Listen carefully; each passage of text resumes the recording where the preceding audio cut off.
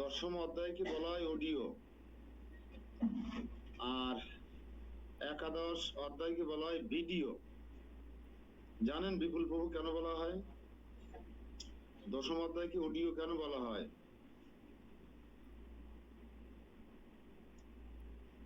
Speaker on করেন।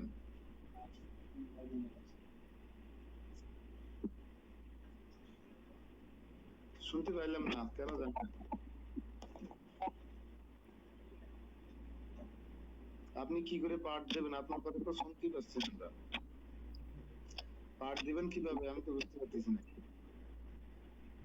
আচ্ছা আমি বলি, সেটা হচ্ছে ভগবান শুধু এই অধ্যায়ে বলবেন তার প্রিয় সখা অর্জুনকে, আপনাদের আমাদেরকে বলবে না, কেন আমরা অর্জুনের মতো হতে পারিনি শ্রোতা। আপনি আমি যেদিন অর্জুনের মতো শ্রোতা হতে পারবো, সেই দিন কৃষ্ণ আপনাকেও এসে বলে যাবে সমস্ত তার মনের কথা, মনের ইচ্ছা আপনাকে বলে যাবে আপনার জন্য। এজন্য আমাদের উচিত অর্জুনের মতো শ্রোতা হয়ে ওঠা, অর্জুনের মতো ভগবানের চরণে সমর্পিত হতে হবে। অর্জুন দ্বিতীয় অধ্যায় 7 নম্বর শ্লোকে নিজেকে সমর্পণ করে দিয়েছে। দেখেন আমরা 18 অধ্যায় শেষ করে আমরা আর অর্জুনের মধ্যে পার্থক্য কোথায়? আমরা 18 অধ্যায় শেষ করে কৃষ্ণের চরণে আত্মসমর্পণ করতে পারছি না। আর অর্জুনের মতন রাজর্ষি প্রথম অধ্যায় তো কৃষ্ণ কথাই বলেননি, সব দ্বিতীয় অধ্যায় 7 নম্বর শ্লোকে এসে বলছে আমি বিভ্রান্ত হয়ে গেছি, কিম কর্তব্য বিমূঢ় হয়ে গেছি, আমার কি করা উচিত কি করা উচিত নয় আমি বুঝতে পারছি না। হে সখা, হে বন্ধু, হে কৃষ্ণ, আমি তোমার চরণে আত্মসমর্পণ করছি। তুমি আমার গুরু, আমি তোমার শিষ্য। তুমি বলো আমার কি করা উচিত কি করা উচিত না, আমার পক্ষে কোনটা করা শ্রেষ্ঠ কর, সেরও কর, আমি কি করব তুমি বলে দাও। এই হচ্ছে গুরু শিষ্যের কাজ। শিখবেন এখান থেকে কৃষ্ণের কাছ থেকে, অর্জুনের কাছ থেকে, যে কিভাবে গুরুর চরণে সমর্পিত হতে হয়। যে তুমি আমার গুরু, আমি তোমার শিষ্য, আমি তোমার চরণে আত্মসমর্পণ করলাম, আমার কি করতে হবে কি করতে হবে তুমি বলবে, আমি তাই করব। ব্যাস, দায়িত্ব বার্ষিক দায়িত্ব গুরুদেবের। কিন্তু আপনি নিজে যদি সবকিছু করার চেষ্টা করেন, গুরুদেবও তো একসাথে ছিলাম একই এলাকায়, আমিও তো তার চেয়ে কম না, তাহলে কি আর এরকম না। অর্জুনের কাছ থেকে শিখতে হবে আত্মসমর্পণ করা। গুরুদেবের চোখে থেকে তাকাতেই হবে যে গুরুদেব কি চায় আমার কাছে, চোখের ভাষা বুঝতে হবে। আমি অবাক হয়ে যাই, মানে আমাদের যারা ক্লাস নার্স করে দেখি তো চোখের ভাষা কেউ বোঝে না।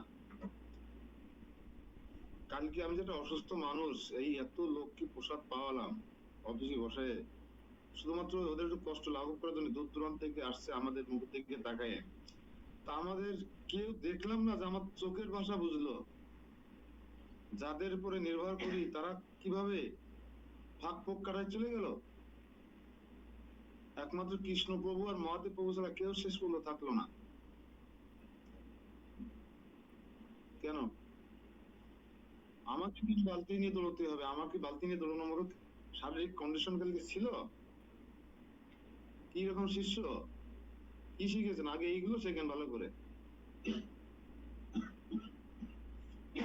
আমি নিঃশ্বাস নিতে পারছি না, কেঁপে পড়ে যাচ্ছি, আমার ডায়াবেটিস ফল্ট করে যাচ্ছে, তাছাড়া শরীর খারাপ, তারপর আমি বুঝতে দিচ্ছি না, হেলান দিয়ে দাঁড়াচ্ছি, চেয়ারে পরে হেলান দিচ্ছি, ওয়ালে হেলান দিয়ে দাঁড়াচ্ছি, তারপর আমি থেমে নেই। কারণ আমি যদি উপরে চলে সবাই দুই একজন বলছে আমাকে উপরে চলে আসতে, দীপক দাদা বসাবো, আমি যদি উপরে চলে আসতাম তাহলে ওই লোকগুলো তো আমার কিছু করে এসেছে না, তাহলে ওরা তো বিভ্রান্ত হয়ে যেত। আমি এত কষ্ট করছি, কয়েকজন বুঝলো আর বাকিরা কেউ বুঝলো না। আমাদের রিনা মাতাজি কি সার্ভিস দেয় অনুষ্ঠান দিয়ে, সে প্রথম থেকে শেষ পর্যন্ত মোছামুছি পর্যন্ত।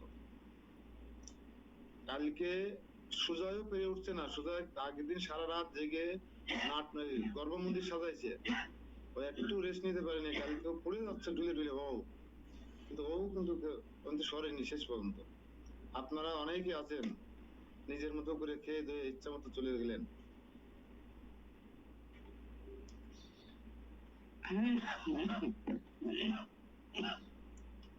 এটা চোখের ভাষা বোঝা হলো না।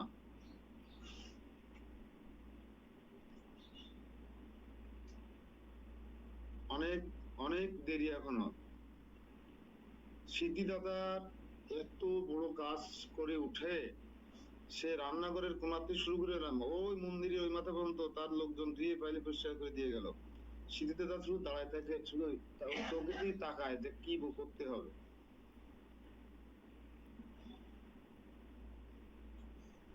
এরকম না বিষয়গুলো।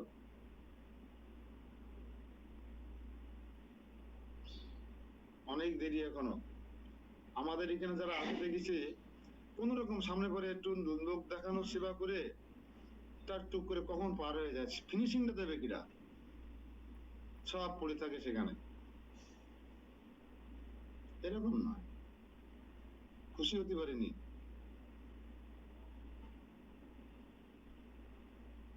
কেন দৌড় মারতে পারে ভাবে পাগলের মতো? কি রাত্রি গেলে সমস্যা কি, থাকলে সমস্যা কি, কাজটা শেষ করে গেলে সমস্যা কি? এতদিন পরে একদিন মন্দিরে আসেন, সেবা করবেন না? আমরা তো প্রতিদিন সেবা করি। গুরু আশ্রমের সেবা করার দায়িত্ব কার? আপনার। গুরু আশ্রম, গুরুদের গুরু পাঠ।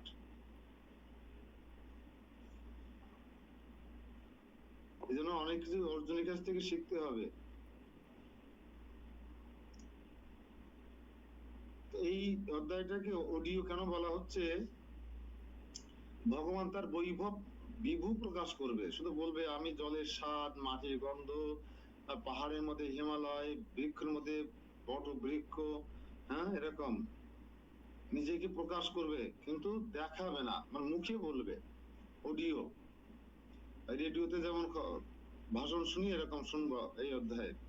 শুনে শুনে বোঝার চেষ্টা করব যে ভগবান তার কত ঐশ্বর্য, তার কত বীর্য, তার কত তেজ, তার কত দয়া, তার কত এই ছোট ঐশ্বর্য যেটা বলা হয় আর কি, হ্যাঁ, তার কত জ্ঞান, তার কত শ্রী, তার কত বৈরাগ্য, সব আমরা এই অডিওর মাধ্যমে বুঝতে পারবো। কিন্তু 11 অধ্যায় যে দেখবো ভিডিও, যে অর্জুন এইবার এতক্ষণ তুমি মুখে বলেছি, এবার তুমি আমার স্বরূপ দর্শন করো। এটা হচ্ছে ভিডিও, টেলিভিশনের মতন একটা। 10ম অধ্যায় হচ্ছে রেডিও, আর 11 অধ্যায় আছে টেলিভিশন। বোঝা গেল? হরে কৃষ্ণ। তো কালকে আমাদের কিছু প্রশ্ন আমরা লিখেছিলাম, তার মধ্যে ছিল যে তাই শ্রীকৃষ্ণের অহেতুকী করুণার বশবর্তী হয়ে এই জগতে অবতরণ করে এই সমস্ত মনোধর্মীদের অনুগ্রহ করেন। আমরা যারা মনোধর্মী আগে পালন করতাম, মনের ধর্ম বোঝেন? মনের ধর্ম, মন যা বলে তাই ধর্ম, তাই গীতা। এখনো আমাদের দেশে সনাতন ধর্মের মধ্যে 90% লোক মনের ধর্ম পালন করে। প্রত্যেক গ্রামে বাড়িতে যাবেন, কারো ভোগ লাগানো পদ্ধতি একরকম নয়, কারো আরতি করার পদ্ধতি একরকম নয়, কারো হিসাব করে শুদ্ধ হওয়ার পদ্ধতি একরকম নয়, যে যার মতন। কারো আসনের ভগবান রাখার সিস্টেম একরকম নয়, একমাত্র ইস্কন বাদে তথা গৌড়ীয় সম্প্রদায় বাদে, আর সব বোয়া আবু জাবি। লক্ষ্মী, কালী, সরস্বতী এক পরিবারের ছবি, আর ওর সাথে কৃষ্ণ যদি আর পঞ্চতত্ত্ব থাকে, তত ভাতে আঁকানো, যার কোনো প্রাণ প্রতিষ্ঠা করা হয়, যার কোনো সেবা বোঝা হয় না। এই হচ্ছে মনোধর্ম। এই মনোধর্মীদেরকে অনুগ্রহ করবার জন্য পরমেশ্বর ভগবান শ্রীকৃষ্ণ অহেতুকী কৃপা বর্ষণ করবার জন্য তিনি মনুষ্য রূপ ধারণ করে অবতীর্ণ হন। ভাই আমাদের মতন, আমার মতন, আমাদের মতন এই মনোধর্মীদেরকে তিনি উদ্ধার করেন, পরিত্রাণ করেন। আজকে যদি আমরা ইসলামের সংস্পর্শে না আসতাম, আজকে কি আমার গলায় তুলসী মালা উঠতো, কপালে তিলক উঠতো, হ্যাঁ, ধুতি কুর্তা পরতাম, একাদশী ব্রত পালন করতাম, আজকে সকালবেলায় গীতার সামনে বসতাম না, এখনো ঘুমিয়ে থাকতাম, চিন্তা করতাম? দেখেন তো অতীতে, আর যে 10-12 বছর আগের কথা একবার ফিরে যান না, কি করতাম আমরা, কি খেতাম আমরা, কোথায় যেতাম আমরা, কি দেখতাম আমরা, সব কৃষ্ণের করুণা, গুরুদেবের অপার দয়া। আজ আমরা এই সভ্য হয়েছি, ভক্ত হতে পারিনি। সভ্য হয়েছি বলছি, সভ্য হওয়ার চেষ্টা করছি, ভদ্রলোক হওয়ার চেষ্টা করছি। ভক্ত তো দূরের কথা, ভদ্রলোক হওয়ার চেষ্টা করছি। ওই যে একটা শ্লোক আছে না, নষ্ট প্রায়সু অভদ্রেষু নিত্যং ভাগবত সেবয়া ভগবতী উত্তম শ্লোকে ভক্তির ভবতি নষ্টই কি। আমাদের যত অভদ্রতা হয়ে গেছে আমাদের এই ভাগবতের চরণে আশ্রয় গ্রহণ না করার কারণে, আর সাধু সঙ্গে, কালকে যে কথাটা বারবার এসেছিল, কত নম্বর শ্লোকে এসেছিল, হ্যাঁ, কেবল ভক্ত সঙ্গে ভগবানের কথা আলোচনা করতে হবে। ভক্ত সঙ্গে শ্রবণ কীর্তন স্মরণ বন্ধনের মাধ্যমে আমরা কেবলমাত্র ভগবানের অহেতুকী কৃপা লাভ করতে পারি, শুদ্ধ ভক্ত হতে পারি, ভগবানের কাছে ফিরে যাওয়ার পথ প্রশস্ত করতে পারি। যে যতই পণ্ডিত হন না কেন, যে যতই কর্মী হন না কেন, যে যতই বিষয়ী হন না কেন, যে যতই অর্থশালী হন না কেন, যে যতই রূপবান রূপবতী হন না কেন, সাধু সঙ্গে হরিকথা শ্রবণ কীর্তন স্মরণ বন্ধন যদি না করেন, নিত্যং ভাগবত সেবয়া মানে কি সুকেশ বাবু?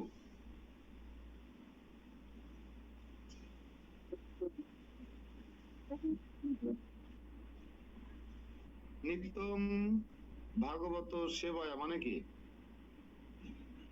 ভাগবত শ্রবণ করা।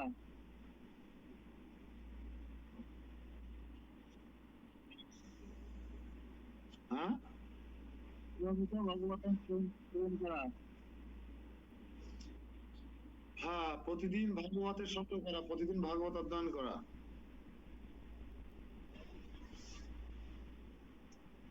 নিত্যং ভাগবত সেবায় তার ফল কি হবে, রেজাল্ট কি হবে? প্রতিদিন ভাগবত শ্রবণ করলে রেজাল্ট কি হবে? ভুবন্তী মাতাজি বলেন, প্রতিদিন ভাগবত শ্রবণ করলে তার রেজাল্ট কি হবে? ভুবন্তী মাতাজি। কৃষ্ণ প্রভু প্রণাম নিবে। প্রণাম। প্রতিদিন ভাগবত শ্রবণ করলে পারমার্থিক উন্নতি হবে এবং কল্যাণ হবে। কেন? এমনি এই যে শিবাবু জপ করছেন তাতে পারমার্থিক কল্যাণ হবে না? আমি তো একটু আগে শ্লোকের মাধ্যমে বললাম, মুকুল নন্দী বলো, মুকুল কাছাকাছি গেছে মাতাজি, আর একটু কাছাকাছি যেতে হবে। আমি যেটা চাইছি এই শ্লোকের আলোকে,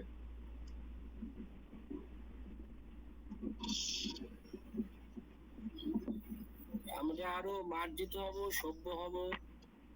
হ্যাঁ, আমাদের যে অভদ্রতা, অসভ্যতার মধ্যে আমরা প্রবেশ করে গেছি ভাগবত সঙ্গ না করার কারণে, আমরা সেই অভদ্রতা দূর হয়ে যাবে, আমরা ভদ্রলোক হতে পারবো। নিত্যং ভাগবত নষ্ট প্রায়শু অভদ্রেষু নিত্যং ভাগবত সেবয়া। প্রতিদিন সাধু সঙ্গে ভাগবত কথা শ্রবণ কীর্তন স্মরণ বন্ধন করলে কি হবে? আমার যে শরীরে যত অভদ্রতা আছে সেটা দূর হয়ে যাবে, আমি ভদ্রলোক হতে পারবো। তারপরে সাধু। অত সহজ না সাধু হওয়া, আগে ভদ্রলোক হতে হবে। বোঝা গেল?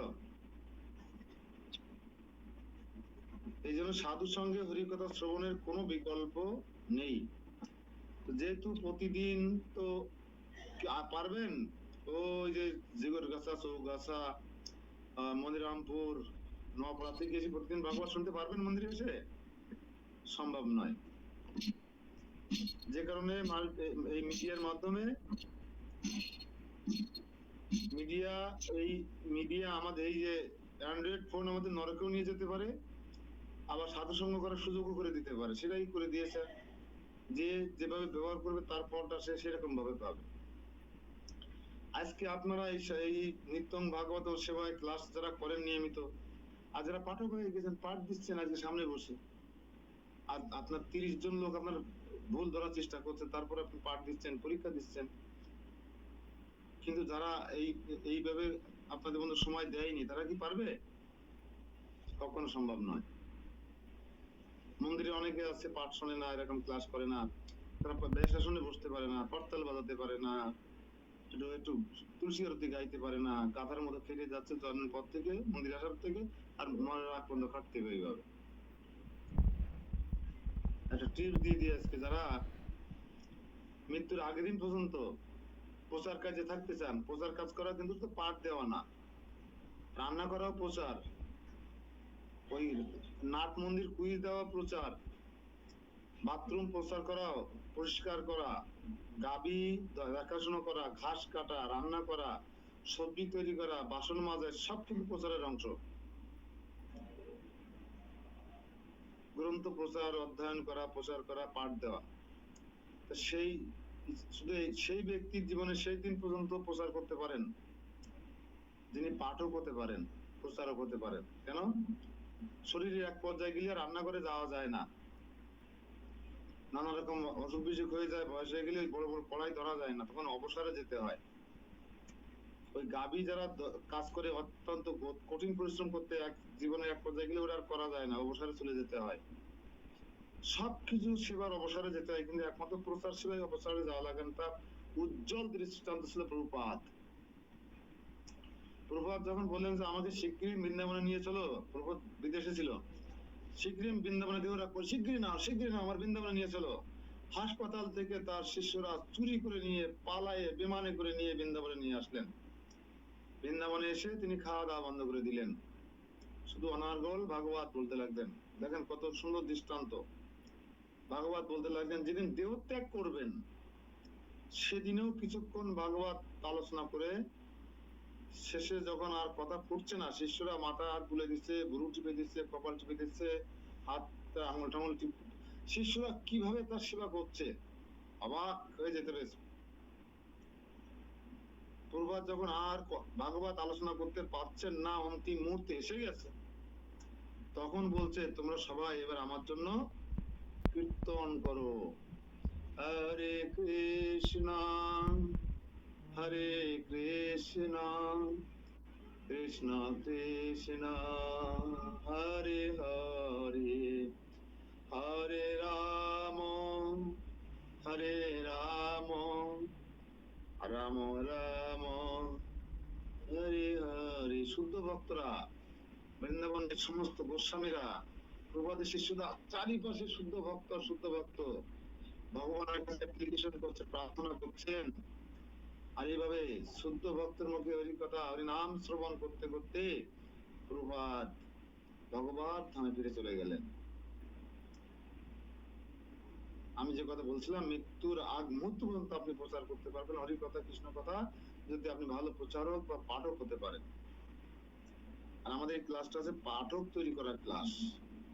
যে আমার মঙ্গল আচরণ অনুসরণ করবে, যে আমার বাচন ভঙ্গি অনুসরণ করবে, যে গীতা শ্লোক অনুসরণ করবে, বোধগমত অনুসরণ করবে, সেই শ্লোক থেকে কি শিক্ষা পেলাম ব্যক্তিগত জীবনে প্রয়োগ করবে, প্রচার ক্ষেত্রে প্রয়োগ করবে এবং কনক্লুশন টানবে, সে যেখানে পাঠ দিক তার পাঠ শুনবে, মানুষ আগ্রহ করে, সেখান থেকে কিছু শিখে যাবে। সহজিয়া পাঠকদের পাঠ শুনে কেউ ভক্ত হয় না, আমাদের পাঠ শুনে মানুষ ভক্ত হয় কেন? কোথায় চৈতন্য প্রভু?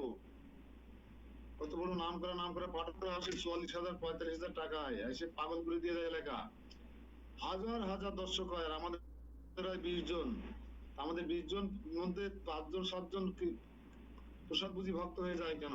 আর হাজার হাজারের মধ্যে একজন হয় না কেন? কে বলবেন?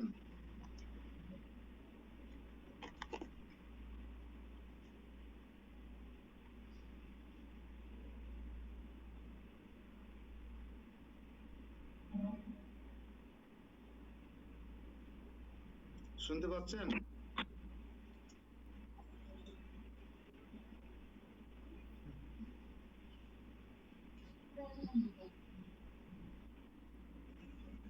নেটের সমস্যা।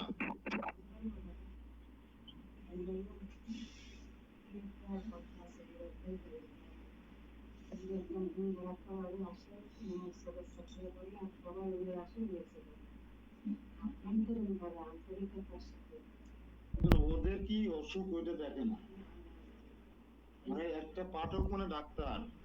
আমি বলি শোনেন, একটা পাঠক মানে কিন্তু ডাক্তার, চিকিৎসক। সে যদি ব্যাসাসন বসে সামনে তাকায় বুঝতে না পারে যে এদের অসুখ কোথায় আর ওষুধ কোথায় লাগাতে হবে, তাই যদি কেউ বুঝতে না পারে তাহলে তার ওষুধই কোনোদিন কাজ হবে না। তা আমি যদি দেখি যে এদের সবার অসুখ হচ্ছে কপালে, ব্যথা হচ্ছে কপালে, আর আমি যদি উরোতে মলম ঘষি, কাজ হবে? কখনো কাজ হবে না। ঠিক আছে? এবার এই জন্য ওরা আসে পেশাদারি পাঠক, ওরা কোকিল কণ্ঠে বেদের পুষ্পিত বাক্য এমন ভাবে আওড়ায় যে সাধারণ মায়াবাদী মানুষের মধ্যে একটা গভীর আলোড়ন সৃষ্টি করে দিয়ে যায়, কিন্তু তার কৃষ্ণ ভক্তি জাগরণ করে দিতে পারে না। কারণ তার মলম লাগাতে হবে কপালে, মলমটা লাগাই দিয়ে যায় হাঁটুতে। কারণ তার 2 ঘন্টা কন্ট্রাক্ট, সে মোটরসাইকেল স্টার্টে করে থাকে, এই 2 ঘন্টা ঘড়ি দেখার পাঠ দেয়, কারণ তাকে আর একটু পরে আর 10 কিলোমিটার দূরে একটা পাঠ দিতে হবে। কিন্তু আমরা 1 ঘন্টার কথা বলি, আসলে 1.5 ঘন্টা হয়নি। এর কোনো ফিস দেওয়া লাগে না, কোনো মাসিক প্রণামী দেওয়া লাগে না। আমরা চেষ্টা করি যার যেখানে সমস্যা সেই সমস্যাটাকে নিরসন করার, পার্সোনাল ভাবে শুনি যে আপনি জব করতে চাচ্ছেন না কেন, সমস্যা কোথায়, কিংবা প্রসাদ বুদ্ধি হতে পারছেন না কেন, কেন এটা গীতা নিতে পারছেন না, আমরা শুনি পার্সোনাল ভাবে। শুনি কিনা সবাই? শুনে তাকে সুন্দর প্রবোধ দেওয়ার চেষ্টা করি, শান্ত করার চেষ্টা করি, তাকে এমন ভাবে ভালোবাসা দেওয়ার চেষ্টা করি, সে তখন আমাকে, সে বিক্রি হয়ে যায় আমার কাছে। আপনি ভালোবাসা দিয়ে দেখুন মানুষকে, আপনি জগৎ কিনে নিতে পারেন ভালোবাসা দিয়ে, কোন অস্ত্র দিয়ে জগৎ কিনতে পারবেন না। তাহলে আমেরিকা সারা পৃথিবী কিনে নিতে পারতো। ভালোবাসা দিয়ে যে জগতের সবাইকে কেনা যায়, মহাপ্রভু সেই দৃষ্টান্ত রেখে গেছে। তো হিংসা বল প্রয়োগ করে আপনি কখনো সেটা পারবেন না। হয়তো দেহটা পাবেন, তার ভালোবাসা পাবেন না, মন পাবেন না। এই জন্য আমরা যেটা করে থাকি, আমরা মানুষকে ভালোবাসতে পারি প্রচুর ভালোবাসা দিয়ে। আগে সেই ভালোবাসা পেয়ে সে মৃতপ্রায় ব্যক্তিরা প্রাণবন্ত হয়ে ওঠে।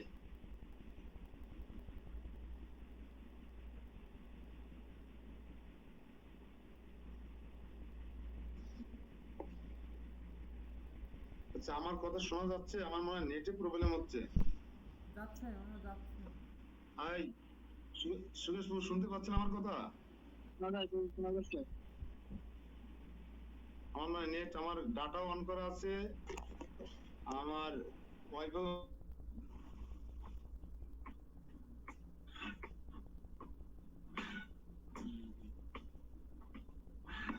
এবার তাকিয়ে গেল।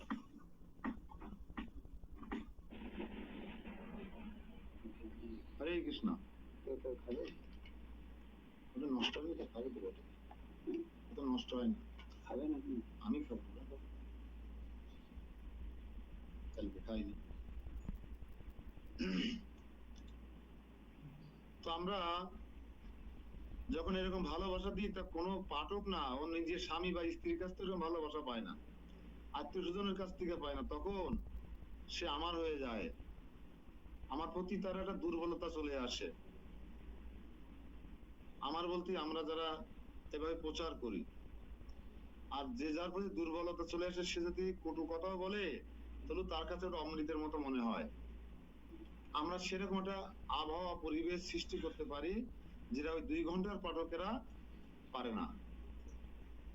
আহু হু কান্না কাটা, যেটা উড়োই লীলা বলে কুলাকুলি, ওটা ওটা হচ্ছে ক্ষণিকের জন্য।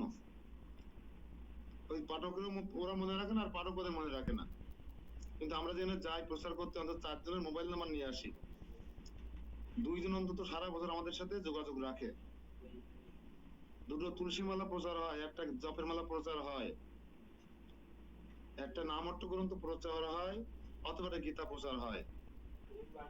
বোঝা গেল? তাহলে ওখানে বীজ বপন করে আসলাম কিনা? এই জন্য আজকে সারা পৃথিবীতে এত ভক্ত ইসকনের গীতা পড়ে আর পাঠকের পাঠ শুনে। বুঝা গেল? এই হচ্ছে পার্থক্য। এই জন্য আপনারা যারা প্রচার করছেন, কাল দেখছিলাম আমাদের সেবা করার সময় আমাদের মহাদেব প্রভু প্রায় মাঝে মাঝে রেগে যাচ্ছিলেন। মাঝে প্রভু ঢুকিনি আজকে, না রেগে যাচ্ছিলেন, বলছি না না সহ্য করা শিখতে হবে। ওরা অনেক দূর থেকে এসছে কষ্ট করে, অনেক দূর থেকে আজকে রাধাষ্টমীতে এসছে, আপনাদের মুখের দিকে তাকিয়ে আপনাদের জন্য এসছে, আপনারা ডেকেছেন। কোনো কারণে তাদের সাথে রাত ব্যবহার বা মিস ব্যবহার করা যাবে না। এইটা মাথায় রেখে আর একমাত্র অস্ত্র হিসেবে ভালোবাসা ব্যবহার করতে হবে, প্রেম দিতে হবে সবাইকে। আপনি প্রেম দেবেন 5 দিন, একদিন শাসন করবেন, ও দেখবেন আরো আনন্দ পাবে। এই গীতা ভাগবতের বাইরের যে বিষয়াবলী, এইটা সবচেয়ে বেশি ইম্পর্টেন্ট। গ্রন্থগত বিদ্যা, গ্রন্থগত আপনি এখন শ্লোক পড়ে অনুবাদ বলে আপনি তাৎপর্য পড়বেন, ব্যাস হয়ে গেল, ওর তো বাড়ি বসে হচ্ছে। কিন্তু একটা পাঠকের একদম প্রচারক বাহ্যিক গুণাবলী, আপনার জন্য অধীর আগ্রহে বসে থাকবে ওরা, প্রভু কখন আসবে। আপনাকে সেই আচরণ শিখতে হবে, সেই ব্যবহার শিখতে হবে, সেই প্রেম দিতে শিখতে হবে, মিশে যেতে হবে, তাদের ভিতরে ঢুকে যেতে হবে। কার কোথায় দুর্বলতা আইডেন্টিফাই করতে হবে, কোন শ্রোতার কোথায় কোন দুর্বলতা আছে সেটা আইডেন্টিফাই করে সেই মোতাবেক আপনাকে সলিউশন দিতে হবে, মলম লাগাতে হবে। যেটা বললাম না, কপালে যদি আঘাত পায় সে কপালেই মলম লাগাতে হবে, সেটা আপনাকে আইডেন্টিফাই করতে হলে আপনাকে মানে তাকে পরীক্ষা নিরীক্ষা করতে হবে, সময় দিতে হবে, কথা বলতে হবে। আপনি যদি 30 জন শ্রোতায় 30 জনকে আপনি ভক্ত করতে পারবেন না। আপনি আধা ঘন্টা পাঠ দিলে বুঝতে পারবেন যে কার মধ্যে কতটুকু গ্রহণযোগ্যতা আছে, কার শ্রবণ দশা বা কেমন, কার আগ্রহ কেমন, কে আপনার আই কন্ট্যাক্ট ঠিক রেখে আপনার পাঠ শুনছে। এমন দেখবেন 7-8 জন পাবেন, 5 জন পাবেন, 3 জন পাবেন। ওদেরকে আপনি চিহ্নিত করবেন, ওদেরকে সবাই চলে গেলে ওদেরকে বসতে বলবেন, ওদের নাম্বার নিবেন, কথা বলবেন, ওদের পারিবারিক খোঁজ খবর নিবেন। ওরা দেখবেন অত্যন্ত বিস্মিত হয়ে বাড়িতে ফিরে যাবে, আরে কত শ্রোতা এসেছিল, প্রভু আমাদেরকে ডেকে, আমাকে ডেকে কি সুন্দর আমার সবকিছু খোঁজ খবর রাখলেন। পরের সপ্তাহে আগে আসবে না পরে আসবে? পরের সপ্তাহে না মরতে ও আগে আসবে না পরে আসবে? নিশ্চয় আগে আসবে। এই টেকনিক গুলো শিখতে হবে। এটা কোনো বইতে খুঁজে পাবেন না, এটা গীতাতে খুঁজে পাবেন না।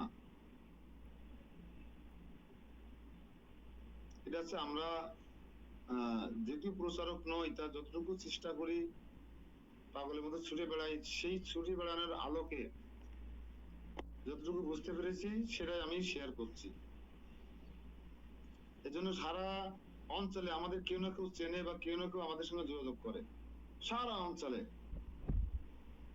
মোবাইল ধরে পারি না, একজন পাশে থাকা লাগে। তো মানুষ এমনি ব্যস্ত মানুষ, কখন মানুষ মোবাইল করে, কার এত আজুড়ে সময় আছে? যারা ভালোবাসে, ভালো জানে, তারাই। কারা আমাদের আগে ছুটে আসে? যারা আমাদেরকে ভালোবাসে, আমরা যাদেরকে ভালোবাসি তারাই। যত ভালোবাসা দেবেন আপনার ভালোবাসা কিন্তু পড়ে যাবে না যে পরিবারের জন্য কিছু রাখলাম না, সব দিয়ে দিলাম, এমন ঠিক নয়। ভালোবাসা এমন একটা জিনিস, অপুরান্ত সাগরের মতো, যত দিবেন ওর কোনো শেষ নেই। এই জন্য কৃষ্ণ তো ওটাই চেয়েছে যে যেটা তোমার আছে আমাকে দিলে অন্যদের সমস্যা হবে না, সেটা হচ্ছে প্রেম। তুমি আমাকে প্রেম করো, আমাকে ভালোবাসো, তোমার কাছে আর কিছু চাই না। কৃষ্ণের নেই কি? সব আছে। আপনার কি আছে? আপনার তো কিছু নেই, আপনি তো নিজে, দেহটাই তো আপনার নয়। তাহলে আপনি নিজে কিভাবে কৃষ্ণকে আপনি সন্তুষ্ট করবেন? দেহটাও তো আপনার নয়, দেহটাও তো কৃষ্ণের। কি দিয়ে আপনি সন্তুষ্ট করবেন? সবকিছু কৃষ্ণের হতে পারে, কিন্তু ভালোবাসাটা আমার, প্রেমটা আমার। ওইটা আপনি কি, ওইটুক কৃষ্ণ চাইছে। মন্মনা ভব মদভক্ত মজ্জাতি মাম নমস্গুরু মামে পশ্যৈষি সত্যন্তে মামে পশ্যৈষি যুক্তৈবম আত্মনম মৎপরায়ণ। এই শ্লোকের সাথে টান রেখে পরবর্তী শ্লোকগুলো শুরু হয়ে গেছে। তো আপনি কিভাবে কৃষ্ণের চরণে আপনার মনটাকে অর্পণ করবেন, এটাই সবচেয়ে বড় বিষয়। কিছু রেখে দেবেন বাড়ির মাতাজির জন্য, প্রভুর জন্য, ছেলে মেয়ের জন্য, মানে পুরোটাই কৃষ্ণকে নিবেদন করবেন। আপনাকে ভাবতে হবে, তোমার মনটাকে আমার ভাবনায় যুক্ত করো। কৃষ্ণ কি চায়? মনটা চায়। সেই মনটা যদি ছেলে মেয়ে নাতি পুতি কাকা শ্বশুর মামা শ্বশুর গের বেড়ি সবাই দিয়ে আছে, কৃষ্ণের জন্য থাকে কি? থাকে কি কৃষ্ণের জন্য? অত সস্তা নয় মনটা কৃষ্ণকে দিয়ে দেওয়া। এই জন্য আবেগ কমাতে হবে। আবেগ কখনো ভাবা আবেগ কখনো ধর্ম নয়। ভাবা আবেগ কখনো ধর্ম নয়। হ্যাঁ, ছেলে মেয়ে আছে, তা কি হয়েছে? কৃষ্ণ দিয়েছে, তাদের ভরণ পোষণ আমাদের দায়িত্ব, আমাকে দিচ্ছি ভরণ পোষণ, সমস্যা কি? টিচার লাগবে দিচ্ছি, তাই বলে কি ওই পাশে সারাদিন পড়ে থাকতে হবে নাকি? উজাড় করে দিতে হবে? ভগবানকে কি দেবেন? ভগবান তো আপনার কাছে চাচ্ছে। আপনি ভগবান ভগবান বলছেন, বাতসাল নকুলদানে দৌড়চ্ছেন, ভগবান তো বাতসাল নকুলদানা চাচ্ছেন আপনার কাছে। বুঝতে হবে ভগবান কি চায় আমার কাছে। মনমনা ভব মদভক্ত মজ্জাজিমাম নমস্কুর, এটাই চাচ্ছে ভগবান আমার কাছে। আর আমি নকুলদানা বাতলনের লোক দেখানো সাধু সেজে ওই দৌড়দৌড়ি করছি কেন? মনটাকে দিন না, কিছু দিতে হবে না আপনাকে, কোনোদিন ভোগ লাগাতে হবে না। আপনি মনটাকে দিয়ে দিন। 100% মনটাকে কৃষ্ণের চরণে অর্পণ করুন। কার কত হিম্মত আছে দেখি একটু।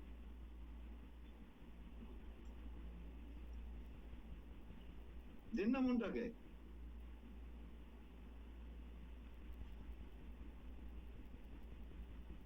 এই জন্য আবেগ কমাতে হবে, মায়া কমাতে হবে। জড় জগতের বন্ধন ছিন্ন করার জন্য দৌড়ে বেড়াচ্ছেন, অথচ সেই মায়ার গ্রন্থি আপনি ছেদন করার সুযোগ থাকা সত্ত্বেও আপনি কাজে লাগাচ্ছেন না। দেখবেন আমার বড় ছেলের মতো কিছু ভক্ত আছে, সারাদিন সে 20 মিনিট একটা সেবা করতে চায় না। অর্চন জব শেষ করতে হবে। আরে জব করতে হবে কি জন্য? জবের মানে কি? হে রাধারানী, হে কৃষ্ণ, হে বলরাম, তোমরা আমাকে তোমাদের প্রেমময়ী সেবায় যুক্ত করো। তো তুমি সেবা করতে যাচ্ছ না, দুটো বোন চরণ দিতে যাচ্ছ না, তুমি সারাদিন জব সেবা করছো, এর মানে কি হলো? জবের মানে হলো আমি যদি এক মালাও জব না করি, সারাদিন কৃষ্ণ চরণে সেবা করি, তো আমার তো তাই হয়ে গেল। আমি যেটা চাচ্ছি সেটা তো তাই হয়ে গেল। হরে কৃষ্ণ কৃষ্ণ কৃষ্ণ হরে হরে, হরে রাম রাম রাম হরে হরে মানে কি? হে পরমেশ্বর ভগবান শ্রীকৃষ্ণ আলাদে শক্তি শ্রীমতী রাধারানী, হে সর্ব আকর্ষক পরমেশ্বর ভগবান শ্রীকৃষ্ণ, হে সর্ব আনন্দদায়ক শ্রী বলরাম, আপনারা আমাকে আপনাদের প্রেমময়ী সেবায় যুক্ত করুন। সেবা চাচ্ছি কিন্তু সেবা করছি না। ভগবান রাগ হবে, বিরক্ত হবে না খুশি হবে? বলুন।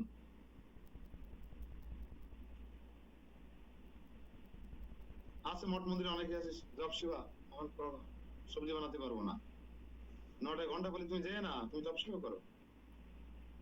ঘন্টা বাড়ি থাকাকালীন তুমি তো আগে যাচ্ছ।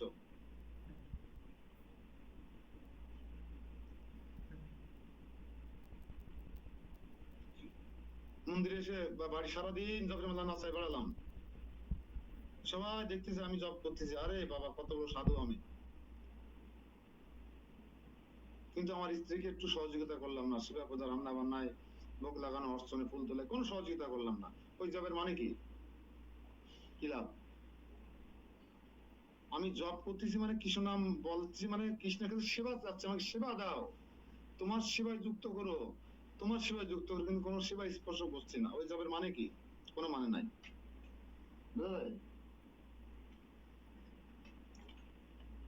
কিন্তু যে বেটা মন্দিরের বৈষ্ণবদের বাথরুম পরিষ্কার করছে না, যে মন্দিরের বাথরুম পরিষ্কার করছে, তার কিন্তু হৃদয় পরিষ্কার হয়ে যাচ্ছে। কোটি কোটি জন্মের যে পাপরাশি হৃদয়ের মাঝে আছে, মলিনতা, ময়লা, আবর্জনা, সে কিন্তু পরিষ্কার করছে, শুধু বাথরুম পরিষ্কার করে, আর আপনি সারাদিন তবে মাঝে নাম অপরাধ করছেন, আছে না? হরে কৃষ্ণ হ্যালো, হরে কৃষ্ণ হরে কৃষ্ণ, ওই টাকাটা ওখানে ট্রান্সফার করতে হরে কৃষ্ণ হরে কৃষ্ণ, ওই ব্যাংকে হরে কৃষ্ণ হরে কৃষ্ণ, হরে হরে হরে, হ্যাঁ বিকাশে পাঠিয়ে দাও হরে কৃষ্ণ হরে কৃষ্ণ, জব সেবা করছি। নেভার জপে মালাটা রেখে দিন। যদি কখনো নিরিবিলি 10 মিনিট সময় পান, তখন ঘরে বসে ভগবানের সামনে তুলসী সামনে বসে দুই মালা জপ করুন। ওই রকম বিজনেস জব 16 মালা করার দরকার নাই।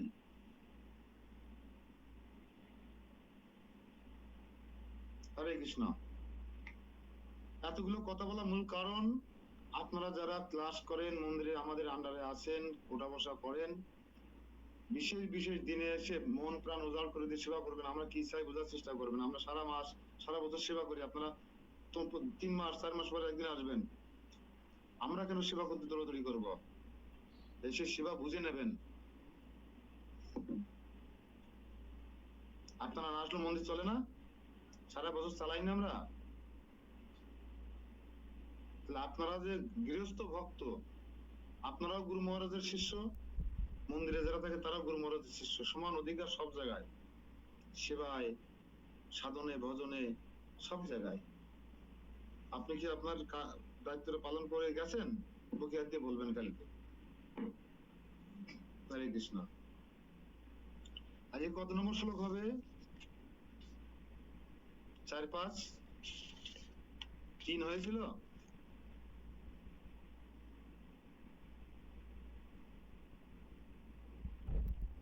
কমেন্টে লিখে দিন হয়েছিল কিনা।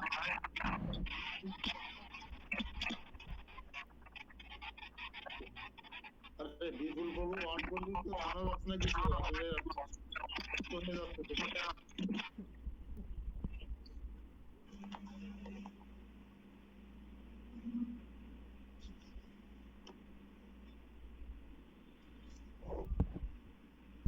3 নম্বরের অনুবাদটা দেখুন। যিনি আমাকে জন্মরহিত, অনাদি এবং সমস্ত গ্রহলোকের মহেশ্বর বলে জানেন, ভগবান তার নিজেকে তুলে ধরছেন অর্জুনের কাছে এখানে সব শ্লোকে। আমি কে, আমার কি ঐশ্বর্য, কি বীর্য, কি শ্রী, কি যশ, কি জ্ঞান, কি বৈরাগ্য তুমি দেখো। তা বলছে এখানে যো মামো জন আদিম চ ব্যক্তি লোকম মহেশ্বরম অসমূঢ় সমর্থেষু সর্ব পাপৈ প্রমুচ্যতে। যিনি আমাকে জন্মরহিত, অর্থাৎ কৃষ্ণের কোনো জন্ম হয় না, যে যাই বলুক পেটে ছিল, হ্যান ছিল, ত্যান ছিল, এসব কিছু নয়। কৃষ্ণের আবির্ভাব কি হয়েছে আমরা সবাই ইস্কন ভক্তরা জানি, যে তিনি এক জায়গায় আসলেন নারায়ণ রূপে, আর এক জায়গায় আসলেন স্বয়ং পূর্ণতম কৃষ্ণ রূপে। পূর্ণ কৃষ্ণ, পূর্ণতর কৃষ্ণ, পূর্ণতম কৃষ্ণ। এক জায়গায় আসলেন পূর্ণ কৃষ্ণ রূপে মথুরায়, চতুর্ভুজ দেবী নারায়ণ থেকে কৃষ্ণ হয়ে গেলেন। আর এক জায়গায় আসলেন পূর্ণতম কৃষ্ণ রূপে, সে হচ্ছে যশোদার কাছে। আমরা দেখলাম শেষ বেলায় কি হলো, ওই রাত্রের বেলায় বসুদেব পূর্ণ কৃষ্ণকে যখন পূর্ণতম কৃষ্ণের কাছে নিয়ে গেলেন, তখন পূর্ণ কৃষ্ণ পূর্ণতম কৃষ্ণের সঙ্গে লীন হয়ে গেলেন। এরা কি জন্মায়? ভগবানকে জন্ম আছে, মৃত্যু আছে? যার মৃত্যু নিয়ে তার জন্ম হয় কোথা থেকে? অথচ কিছু কিছু কুলাঙ্গার ইউটিউবাররা দেখবেন কৃষ্ণরে কোনে পড়াইলো, কারা পড়াইলো, কোনে তার শ্রাদ্ধ হয়েছিল, ইউটিউবার দেখায়। আর এই দেখে আমাদের সবাই বিভ্রান্ত করে। ওদের জুতো মারবেন কপালে, জুতো। বলেন